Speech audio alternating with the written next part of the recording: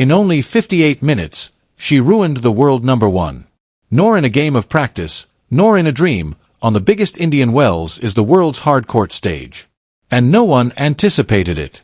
This is the tale of Alexandra Eala, a 20-year-old Filipino girl who entered the arena known as the Fifth Grand Slam, faced the world's most feared player, and did more than simply compete. Point by point, game after game, she demolished her until the audience stopped watching tennis. They were seeing something quite different. An event that only occurs once per generation. Every installment of this narrative gets better. So stick with us. You must go back to the beginning of this in order to comprehend what transpired in Indian Wells in March 2026. It also didn't begin in the scorching heat of California on a WTA 1000 hard court. Manila was the starting point. A shy, determined Filipina girl from an athletic family was studying how to transform her undeveloped potential into something that might rock the women's tennis world in the junior rooms of the Rafa Nadal Academy in Mallorca, Spain. In 2026, Alexandra Eala, also known as Alex to her friends, was rated 143rd in the world. Nor in the news, nor in discussions regarding the game's future. On a large list of names with promise, she was one of them. This kind of player is acknowledged by experts but not given much credence.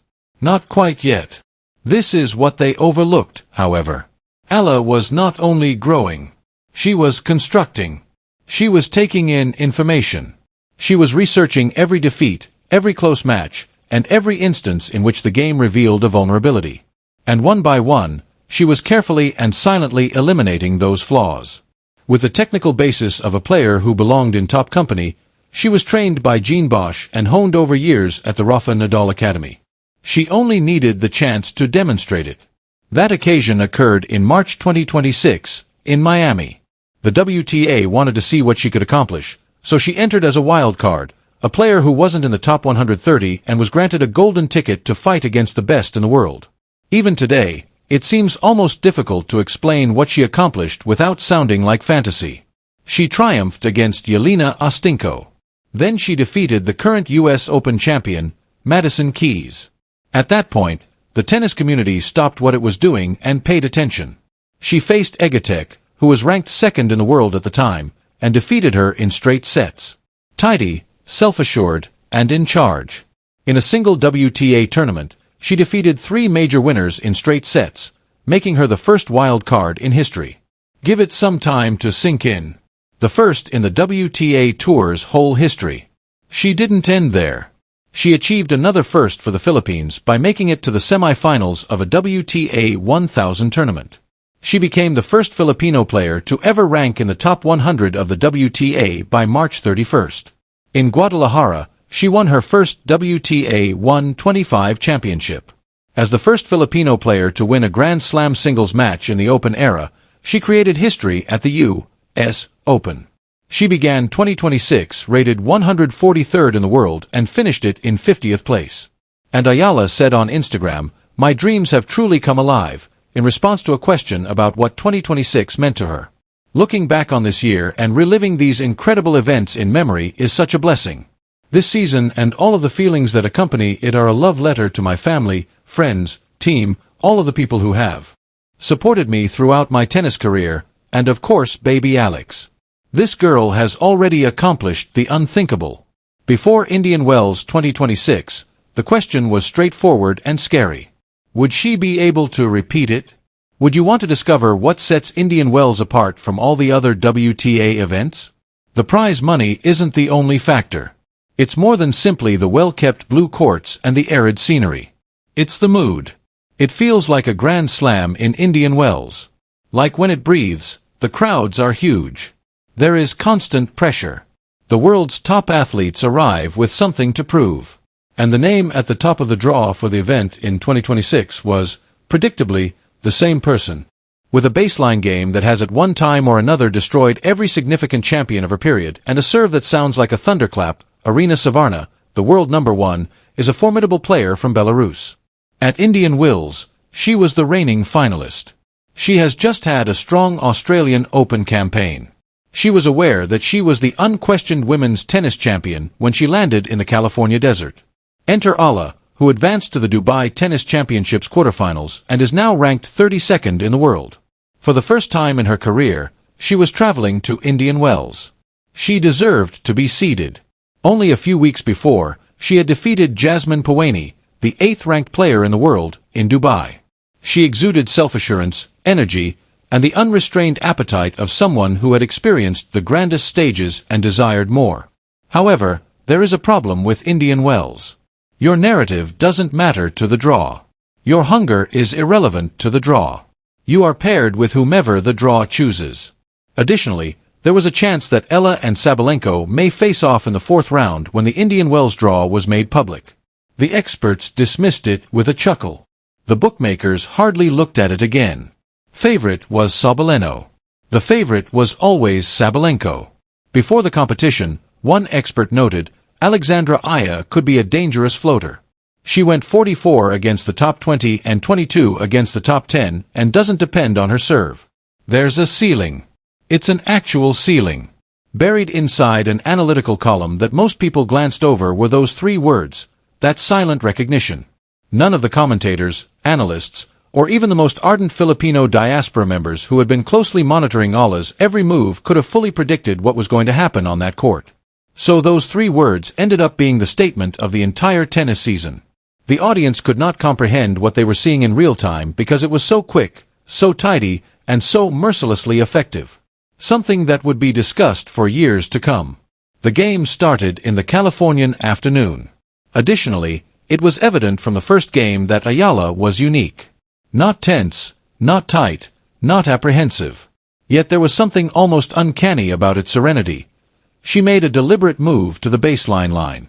She instantly disturbed the world number one's rhythm by returning Sabalina's opening serves, those vicious, heavy offerings that had previously destroyed so many opponents, with depth and angle. As usual, Sabalenka attempted to intimidate her way into the contest.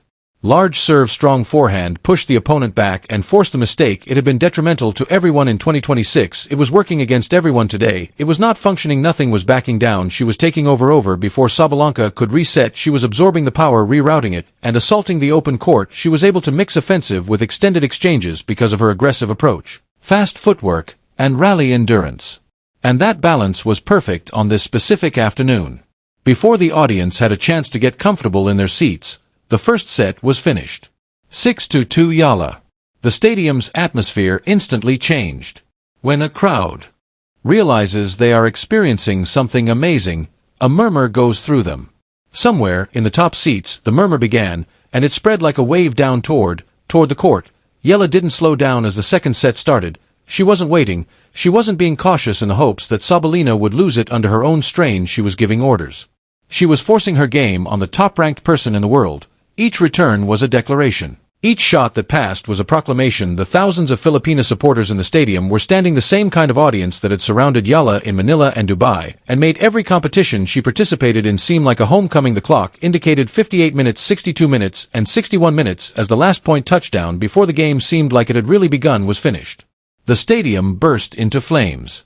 There was a full-scale, thunderous outcry from thousands of spectators who had just witnessed a 20-year-old Filipino girl enter the largest hard court outside of a Grand Slam and destroy the world number one like she had done 100 times before.